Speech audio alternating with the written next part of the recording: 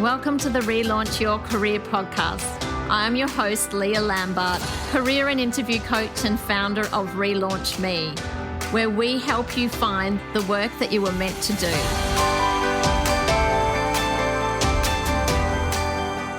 Today on the podcast, I'm talking to Marj Glazebrook. Marj is the talent acquisition team leader at Thales, where she leads the Sydney and Melbourne recruitment teams and leads the national graduate recruitment campaign. Marj has had 16 years experience in recruitment, so I've invited her onto the podcast to give us some insights into how recruitment's changed over the years and to also provide advice to students who are competing for graduate programs, as well as candidates who are looking for lateral entry, how they can stand out in what is going to be a really competitive recruitment market. Welcome to the podcast, Marj. Hi. Great to have you on. I have been hoping to get you on for some time. Do you want to sort of start off by giving us an idea of what the biggest changes that you've seen over the last 15 years? I think back to when I first started in recruitment, I think the whole interview process, just in terms of that actual interview, whether it be face-to-face or over the phone, has really changed. I think, and you may remember this as well, from back in the day, you would have, a panel, and it could be a big panel of 3 or 4 people, and it was really that panel of people sort of hammering questions to a candidate. And it just seemed a lot more sort of one way. And as it just seems like the employer was really sort of doing all of the questions, and it didn't seem as much a two-way sort of process from my perspective. I think the way interviews are now, particularly, it's very much two-way. It's very much about that whole candidate experience. As an employer, you're obviously trying to find out as much as you can about that particular candidate and what is the best role for them in your business. But really, as a candidate, there's so much that you want to know, and you've definitely got that floor to sort of ask all those questions and make sure you walk away from that interview with everything you know about that company and an informed choice that you can make. So I think that whole candidate experience has really changed from my perspective. And that can only be a good thing. I think, Marj, that it's probably changed in your environment, but there are definitely a lot of organisations that are still doing those panel one-way street type of interviews, unfortunately. Yeah, and look, I think, even over the years when I've been a candidate, in the last few years before I've come back to where I am at the moment with Thales, if I was to go into an interview, I would go in armed with heaps of questions. But I think, if it was 15, 16 years ago, you would ask a few questions at the end and that was it. But I really encourage candidates to, ask as many questions as possible, and they've really got the ball's in their court, I think, to be honest. So I think it's really good if it's a two-way, and it doesn't have to be as formal as they always need to be. I think you can have a less formal type interview and still get as much as you need out of it as an employer in terms of finding out about the candidate. And so, Marj, just to give our listeners a bit of context, can you explain a little bit about Thales and also what your role is responsible for? Sure. So Thales, probably not as well known in Australia. So globally, we've got about 85,000 employees. In Australia, it's about 3,500 at the moment. Predominantly, we're a technology engineering company. So in Australia, I suppose, we do a lot of work for defence.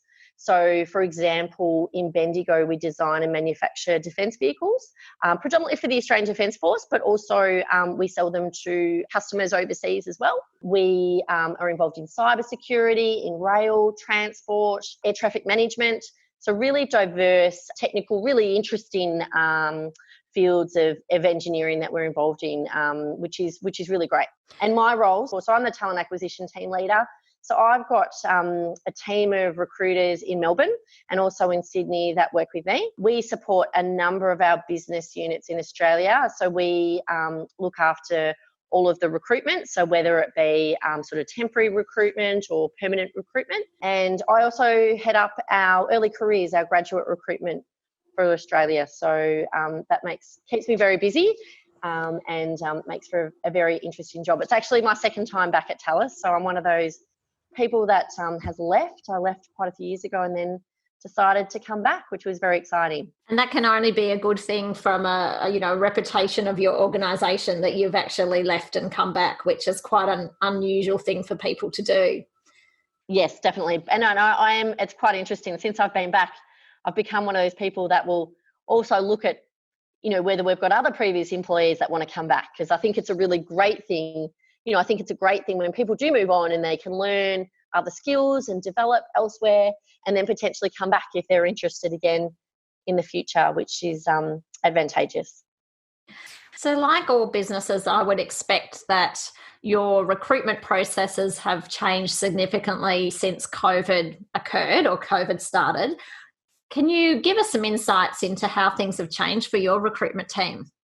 Yeah, so I know it's been sort of quite different for a lot of different businesses here in Australia. So our recruitment has continued, which is great. So pretty much as soon as COVID-19 hit, our business moved to working from home. So all of our interviews, which were either face-to-face or perhaps over the phone, all of those moved very quickly to video interviews. So using Zoom, we very quickly came up to speed with how to use Zoom video technology, which was exciting. So yeah, all of our recruitment still continued, but I suppose for us it was coming up to speed with how to use Zoom, but also how to educate our business and our managers, because I think you do get managers, and naturally you sort of want to meet that person and almost want to have them in that room, so to decide, once you've met them, is this the right candidate? So it was really trying to work with our managers in terms of really, whether it's on Zoom or you've got them in the room with you, we're going through the same questions, we're going to get the same answers. So just making sure that they were comfortable with how to use the technology, and then just proceed as normal, to be honest. Marj, a lot of candidates, they're not used to using video, and particularly, having an interview talking into a screen. Do you make some allowance for that, or do you feel that candidates need to really get their head around technology and practice preparing for video interviews? Yeah, look, we try to, we do, when we do book candidates in for that step of the process, we will explain, the type of technology that we're using. It is pretty easy and we're happy to support people through it. But look, if, I have had a candidate in the last few months that just wasn't comfortable with it at all. And, I worked with that candidate around that. In the end, we made a decision to do it over the phone. I suppose for us, we just want to make sure that the candidate's in the best position so that they are comfortable. There's nothing worse than someone being really anxious or really nervous, and that can affect their interview. So we did it over the phone, and we were able to accommodate that. We ended up hiring that person. They were very happy with the process.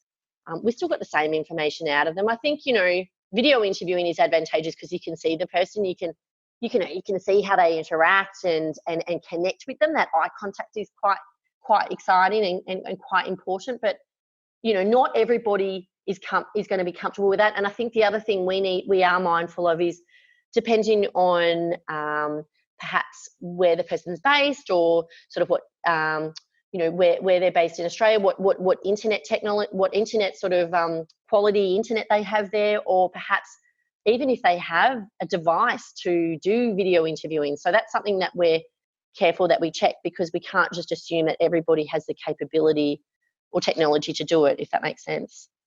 Yeah, it does. And, but I do still feel that candidates, with this, if you are job searching at the moment, it's up to you in some ways to practice, get familiar with the technology. You can easily Google, about lighting and the right setup, because there's nothing worse than talking to someone when, you can see straight up their nostrils, or you can only see the top of their head.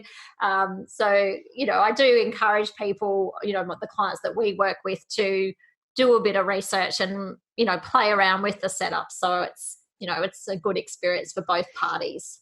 Yeah, and look, something I tend to do as well is I will dial into an interview a little bit earlier. So say if the interview's at 12 noon, I might organise to dial in there, 5 minutes earlier with the candidate, just so we can check that everything's okay. Can we see them? And this is before the manager's dialed in. So I think I can check, okay, we can hear you. Oh, no, you've got it on mute. Let's sort that out. So at least we can get that sort of all. I think as COVID has progressed, a lot more people have had more experience using Zoom, but I think for the foreseeable future, this could be the way we interview. And, if this means that we can see candidates a bit quicker and we don't have to wait for a time for them to take time off work to come in for an interview, maybe this is something that we can keep doing in the future and keep having positive results. So from your point of view, Marj, do you feel, this remote way of working in recruitment, does it make the process slower for candidates, or do you think it actually speeds it up? I think it's made it quicker. I think it has made it quicker. Look, the advantage has also been that most candidates and most of our managers are all working from home at the moment. So I suppose, in the normal world pre-COVID-19, one of our challenges was always trying to get managers and their availability, or on the flip side, also trying to organise a time for a candidate to come in and, they would either, perhaps have a dental appointment they needed to duck out from work to attend this, or they would take some time off or whatever that might be. But some of those logistics were challenging. But I think the video interviewing, it's quite easy for someone to find a quiet spot or do it just before work or do it at the end of the day. We had a discussion recently as a team, and we felt that our recruitment process has definitely become a bit quicker. I think the technology has definitely helped with that, which has been really good. That's really interesting, because there is a lot of, blog posts out there telling candidates that they need to be more patient during COVID, where, from your experience, it sounds like in some ways it's actually reducing the length of time that the recruitment process takes. Yeah, and look, I think every business will be slightly different. So we will get our approvals for our positions before we actually start the recruitment process. So then I find there are some other businesses out there that before they actually then, make an offer to a candidate, there will be a process at the end where they go back and check that they've got all the right approvals, or, sign and cross all the T's and dot all the I's just before they make the offer. So that can make it a bit longer. Something I do try to focus on now more than ever, because of the current sort of climate, I suppose, is the quicker the process can be, the better.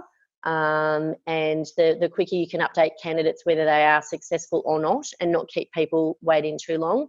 I think the other thing that we're very conscious of at the moment is there are a lot of people that aren't working.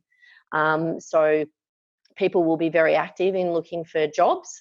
So the quicker you can let them know through the process whether they're successful or not, that's obviously better for them, so that they can either move on and look for something else, or they go, okay, great, Marj at Thales has just offered me this job. This is really exciting. So you don't want to drag it out too long. It comes back to that candidate experience as well. Yes, very important. Now, Marj, I'm keen to get your insights on both graduate recruitment and lateral recruitment, which, for anyone who doesn't know, is basically any recruitment that's not graduate. Can you tell us a little bit about the graduate program at Thales specifically, and what the process would involve for a candidate going through that process? Yeah, so at the moment, so we recruit anywhere from 30 to 40 graduates around the country. So we've got a number of different sites. So some sites will just recruit 1 or 2 graduates. Some may recruit quite a few more.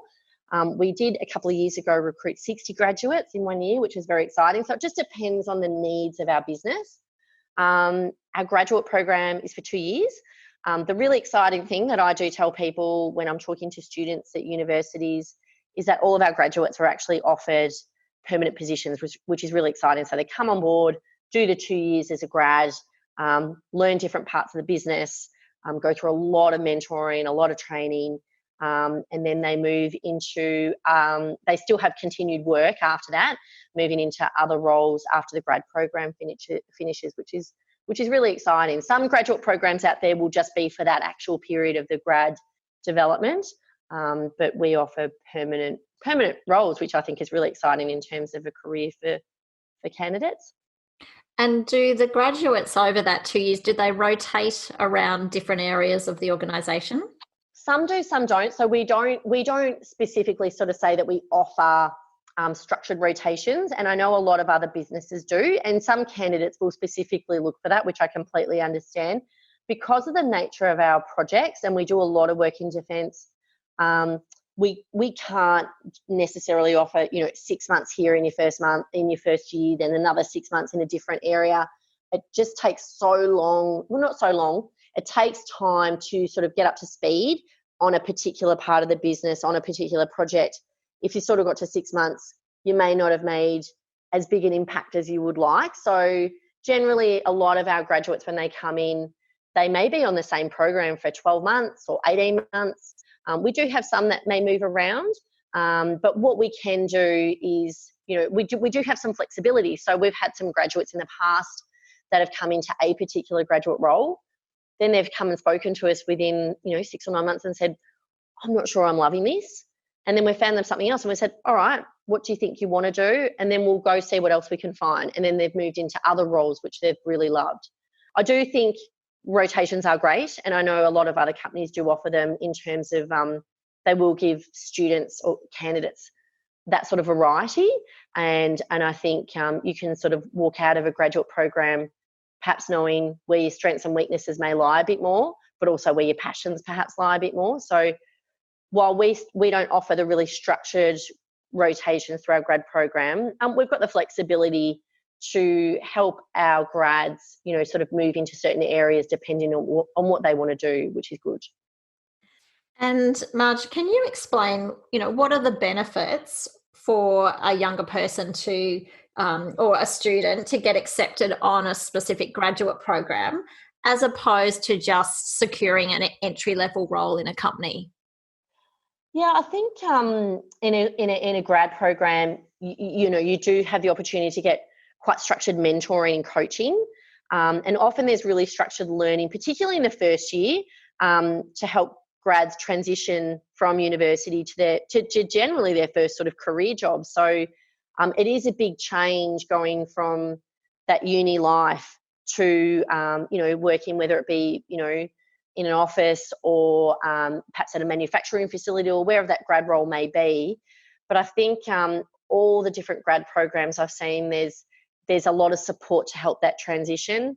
You may have a buddy, you may have a mentor. I know with our graduates across the country will come together multiple times throughout the year. So building that network is really good, and I think can kick off, sort of those really strong networks for their career. Going back to what we talked about before, Leah, those rotations, I think that can appear in a grad program, depending on the company, can really give sort of more varied experience in those first couple of years and can really help a grad work out where they do want to go or where they don't want to go, and can give you different, tastes of different areas, which I think will only help someone decide, sort of what they will do or do not want to do in the future. So I think, that's not to say that an entry-level role is not a good thing to do, but yeah, I definitely think a graduate program is something that is exciting and will really set up your career quite well from the start, especially from that learning and development perspective. And I mean, graduate programs have been hugely competitive for a long time. Can you give us an idea of the sort of volume of applicants that you're receiving every year compared to the number of roles actually offered at the end? Yeah, so it's quite interesting. It can vary, but and look, we're probably at the smaller side compared to some other companies that I know in terms of their grad programs. But look, if we've got sort of 40 to 50 roles, we had about 40 to 50 last year that we recruited, and we had about 3,000 applications. I know there's some other grad programs that will have 10, 12,000 applications come in, so it can be quite high. But on that, I know that hearing that 3,000 applications for 40 or 50 roles can perhaps seem quite daunting to students, and you sort of think, oh, how am I going to get my foot in the door? My recommendation is that I really recommend, when looking at grad roles, you should apply for as many roles as you can, keeping in mind the relevancy of it, like obviously relevant roles, not just for any role out there, and for companies that you're actually genuinely interested in. So as much as you might really want to work at company X, you don't want to just leave all your eggs in one basket. It's good to explore, go to university career events and those sorts of things and get to know more companies and apply for as many as you can that are relevant, just to keep more options open, if that makes sense. So obviously, to get from 3,000 applicants down to 40 or 50 offers, there are a number of steps in the process and a number of criteria that your candidates would have to meet in order to get through those steps. Can you talk us a little bit through the steps in your particular program at Thales? Yep. So our grad process is pretty simple and not using as much technology as some other companies. So everyone applies online, and the candidate will upload their resume and their academic transcript. We actually review every single application. So there's no technology that we use. I know there's a lot of other companies that will go through and they'll use lots of technology, looking at keywords and applications and those sorts of things. Our team, usually myself and another recruiter, will actually go through those applications and review them. We will then look at, obviously what we're looking for the role in terms of what type of degree, have they attached their transcript and any other bits and bobs. We will then reduce that to a shortlist for a manager, so that they can review those and give us their thoughts. And then after that, we will do a brief phone interview so we can talk to the candidate, get an understanding of why they've applied and where they want their career to go and why they want to work at Thales and those sorts of things. And then we invite them in either for an interview or for an assessment centre. So an assessment centre we would usually do where we need to recruit a number of roles for a business area. So we could bring in, say, 25 candidates for an assessment centre where we need to perhaps hire, maybe 6 or 8. But then perhaps if we've just got one specific role for a business, we'll just do normal interviews without the assessment centre. So it could be an interview or an assessment centre. And then after that, once we've sort of got our candidates that we've identified, we do reference checks. We do a police check for all of our candidates as well. And potentially, depending on where the candidate will work, if they're working at one of our, for example, one of our manufacturing production facilities, they will often do a medical check as well. But that's our process. You will find some companies will also add in some online testing. So that may also include, some verbal, numerical, abstract type testing.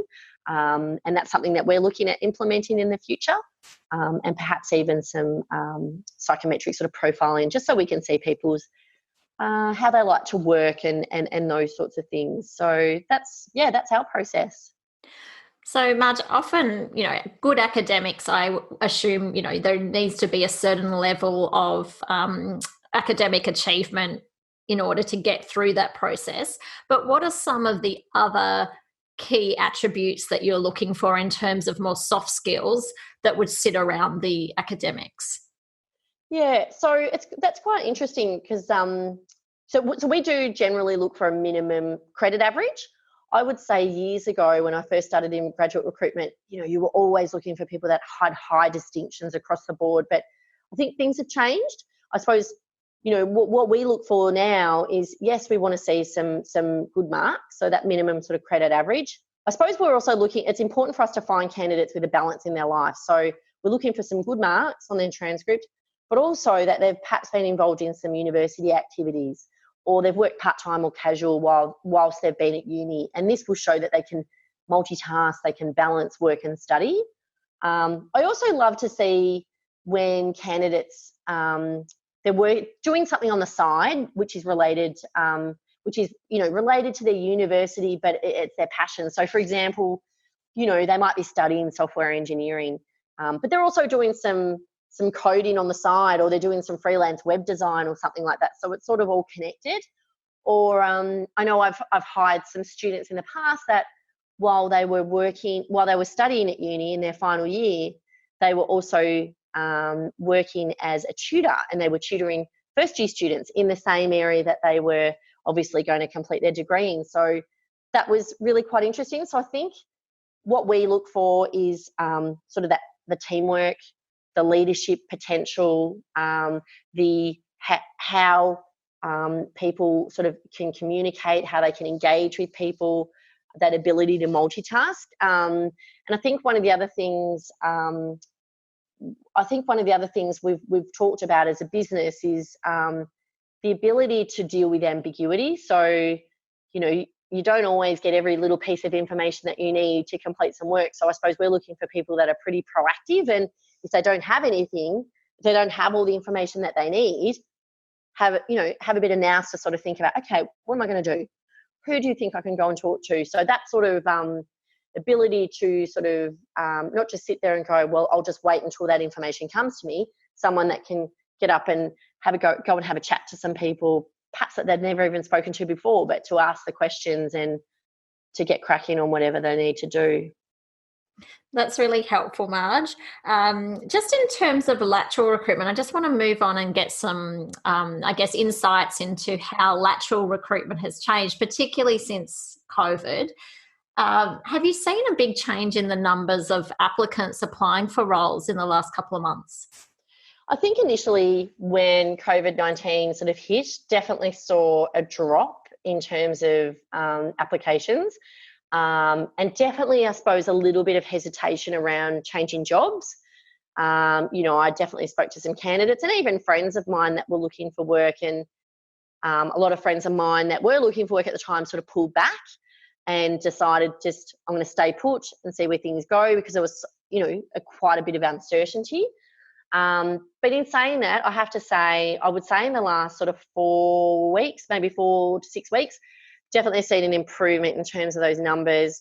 And, still when we've been offering roles this whole time, sort of since the end of March, we've been hiring continually. We've been offering roles. We've had candidates resign from, their employer at the time and come over and work with us. So yeah, definitely Leah saw those numbers drop at the start. But I think, if anything more recently, I think with a bit more positivity locally and things are starting to improve out there, I think we've definitely seen those numbers improve, which is really good. Oh, that is very good news for our listeners. I expect that it will be a more competitive market going forward because there will be less jobs and perhaps more applicants in the market. What would be your key pieces of advice for people who are job seeking at the moment? I think definitely one of the key things I would recommend is always to tap into your networks as much as possible. I know that doesn't make a lot of people may not be comfortable with that, but I think whether it's your friends, your family, previous bosses that you've worked with, previous colleagues, you never know. The more people that know that you're looking for work, you never know what can happen. Someone might hear tomorrow, oh, we're looking for, a finance manager, or we're looking for this or that, and then they will come back to you. So I think tapping into those networks and letting people know is really good. And it's just something that, Australia is the culture that we have here, and the ability, and people want to help each other, and particularly at the moment, I think there's a big focus on that more than ever. So I really think tapping into your networks and reaching out to previous people that you've worked with, even if you haven't spoken to them for a while, you just never know what can come of that. I think the general thing, like that, you've got all your standard job boards out there, you Seek and adverts on LinkedIn and multiple other job boards out there. I think there's always a place for those. I think as well, it's a good opportunity to think a bit more broadly. And maybe it is an opportunity to look at something a little bit different, or a position that's a little bit outside the square, or something that you thought of back in the day, but you weren't too sure about it, and maybe it is the time to have a look at something a little left of field. So don't just necessarily look at where the types of roles you always look at, but maybe just see what else is out there, and you might find something else where your skills are quite transferable. So I think that's always good. The other thing I would definitely recommend as well, and I don't think people do this as much, and that could be also down to the particular recruiter. If you do go through an interview process, if you do apply for particular roles and you get a knockback, so perhaps you don't get past the phone interview, or you don't get past the interview, or you get down to the final two and someone else is selected, definitely ask for some feedback. I know some people, when they get the call and they've been told they're unsuccessful, it's pretty uncomfortable to hear that and you just want to get off the phone as quickly as possible. I'm the type of recruiter that will proactively give some feedback to candidates, in terms of perhaps how they can prepare a bit better for the interview, or if there was anything that sort of stood out that perhaps they could work on. But I really think if you've gotten to a certain stage of the process where you've interacted a bit more with that business, whether it be over the phone or over Zoom or whatever format, really ask for some feedback if you can. Sometimes there was just a candidate that was stronger in, as a piece of technology, whatever it may be, but it's just good to know. So I definitely recommend finding out, any sort of feedback that you can. So those would be my tips, I suppose, at the moment, Leah. And just going back to what you're saying about the feedback, do you think recruiters prefer candidates to follow up for feedback over the phone or over email? Oh, that's an interesting one. Look, I'd be happy either way. I find sometimes when you do call someone and you say, look, unfortunately you've been unsuccessful, like I said, I think a lot of people just want to get off that phone. It's not the best feeling, especially if you're really excited about that job. So, but I will always say, look, would you like some feedback now, and give them that opportunity. I do find you do get some candidates that will send an email perhaps later that night. They've had a bit of time to think, and they'll send an email saying, hey, have you got any other feedback? So if they send it via email, I'm always happy to email back and say, look, here's some feedback. If you want to talk further in detail, just give me a call. So I'm pretty happy either way, really dependent on how comfortable that candidate is in terms of how they want that feedback. Well, that's good to hear, because I do hear from clients that recruiters seem often very reluctant to give feedback. Do you know the reasons why that might be? Yeah, look, it's quite interesting because I think when I first started, there's always been that you've got to be very careful, and obviously, when you're doing an interview with a candidate, it's really looking at their experience, how it relates to the role, what can they do, those sorts of things. So you cannot discriminate based on whether what gender they are or how old they are or what school they went to or whatever that may be. But I think, look, I know over the years talking to lots of different recruiters, I think a lot of recruiters may have a bit of a less is more approach, and they'd rather say less just in case they say a bit more and perhaps it's taken the wrong way. And I know there are a lot of recruiters that would prefer to give the feedback over the phone rather than in writing, because as we know, sometimes in writing, the meaning can be taken a different way. So, look, I just think for me, a candidate has taken the time to either come in and see us, do a Zoom interview, which may be an hour, spend some time over the phone doing an initial chat. There's a lot, they've spent time also doing their application. So for me, I just want to give them some honest feedback.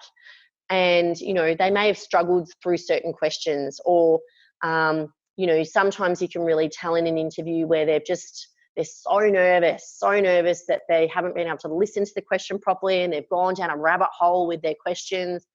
So I try to give them as much feedback as I can to help them, because otherwise it may be something that they repeat again. So if the recruiter is doing the right process, and if the recruiter has also, the other thing I find, you might find that a recruiter doesn't have any feedback because they haven't actually, they may or may not have been involved in the interview, and maybe they haven't been able to get that feedback from the manager, which probably isn't great, to be honest. So, I will always come back and go, right, whether I was in the interview or not, here's some feedback that I've had.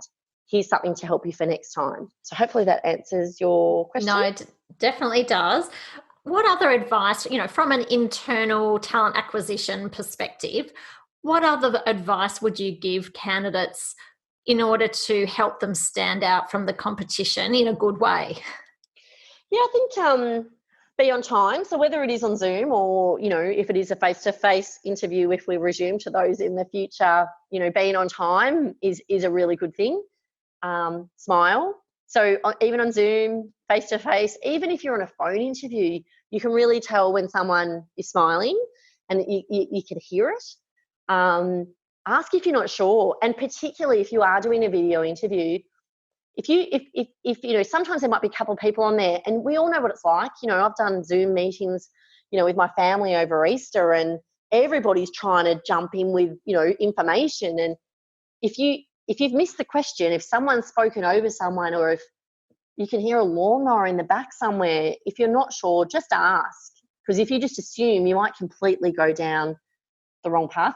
The other thing, just be really prepared. Do some research on the company, and not just on their website, but I always recommend to people, Google the company. So if you're going for an interview with Thales today, Google them, because you'll see some, there might be an article that's popped up in the media in the last week, about what's been happening and a big contract that we won or something. So it's always really useful to do some research. The other thing, and I was thinking about this actually this morning, Leah, if you're coming in, or if you're doing it in an assessment centre, so whether it's a face-to-face one for a graduate role, or perhaps it's a virtual one, because a lot of companies are doing virtual assessment centres now, don't treat the other students that are in the assessment centre like colleagues, like future workmates, not as competition. Yes, you're all trying to get a job, but there could be multiple jobs. But also what we want to see is how you engage with those people, because they could be your future workmates. So as much as people think assessment centres, you've got to give daggers to everybody, these could be your future colleagues. There might be multiple roles. We often will get briefed and say, okay, we've got 6 roles to recruit from this assessment centre today. But I will have managers that say, hey, if you've got any others that stand out, we can take 8. We can get another couple of roles approved. So that's a really hot tip. The other thing as well, whether it's for graduates or even just lateral recruitment. So if you know someone that already works at that company, before the interview, reach out and try and get some information about what it's like to be there. Researching and reaching out to someone who works there will give you another perspective, I suppose. And my ultimate thing is just to be you. Gotten to an interview stage for a reason, whether it's Thales, where I'm working, or another place. They've liked you for a reason. They like some of your experience. They like what you've put in your application. That you've gotten to that point for a reason. So just be you, and that's all you can be. I always say to people, I have a lot of graduates. I say, oh, do I need to wear a suit? I'm like, only wear a suit if you want to. We don't wear suits day to day at work, but if you want to, you can. But also, there's nothing harder than to watch someone in an assessment centre all day, and they've got this tie on, and they never wear ties, and they're so uncomfortable, and they're wriggling around. So that can then affect their day. So I think for me, it's about, you've just got to be honest to yourself. And that sounds very cheesy, but you've got to be you, because you want a company to make the decision based on, naturally who you are. No, there are some absolute nuggets in that, Marj, so thank you. And I couldn't finish, I know you have a terrific sense of humour, so I couldn't finish this interview without asking you if you have any funny stories over your time in recruitment about candidates who've maybe stood out for the wrong reasons. Yes, always. I feel like you can always talk about some of the funny ones. We had a candidate who we flew from interstate once, flew the candidate in the night before, and then he had an assessment centre with us the next day. When I went to meet him to take him through to the assessment centre, I'm like, oh, how was your flight yesterday? Blah, blah, blah. We're chit-chatting. And I said, oh, what did you get up to last night? And he goes, oh, Marj, I went out with some mates and I was out till 3 a.m. this morning. The assessment centre was at 8:30. So he'd landed from where he was interstate, gone out with some mates, gone out heavily drinking, and still made it to the assessment centre. But let me tell you, there was some pretty heavy eyes that were falling asleep by about 11 a.m. in the assessment centre. So that was quite interesting that he was telling me that he was out all night. And the other one I was actually thinking of was had a video interview with a candidate, and this is not recently, this was I think last year, but this particular candidate partway through the interview, and this is not a lie, this is no exaggeration, Leah, all of a sudden leant over and grabbed a kebab, had a kebab wherever they were sitting on their desk or whatever, and then just started eating the kebab, like while myself and the manager were asking some questions. So, look, I didn't really know how to respond to that because I haven't really had anyone pull a kebab out in their interview. But yeah, that was pretty interesting, I have to say. That is quite amazing, isn't it? Like, of all things that you would eat in an interview. And it was 10 a.m. I mean, look, I am a fan of a kebab, Leah, but 10 a.m. But also pulling it out in an interview is quite interesting. So yeah, that was that one. Okay, so anyone out there, no kebabs and no heavy nights out on the town the night before the assessment centre. Correct. Look, Marj, it's been terrific to have you on the program. I recently did an interview with a recruiter from an agency side of things. So it's been really great to get a perspective from someone who works in internal talent acquisition. And I think you've provided some great pearls of wisdom in our chat today. So look, thanks for your time. I know that you're very busy at the moment. So I just want to thank you for being generous with your time, and I wish you and your team all the best for the remainder of the year. Thank you so much, Leah. Thank you. And hopefully I have been able to help some people out there. You certainly have. Thanks, Marj. Thank you. I hope you enjoyed this episode of Relaunch Your Career. If you did, please subscribe, share with your friends, leave a review, or connect with us on social media at Relaunch Me Career Consulting. If you have any questions about the episode or the work that we do, then contact us via the website relaunchme.com.au. Thanks for listening. Have a great day.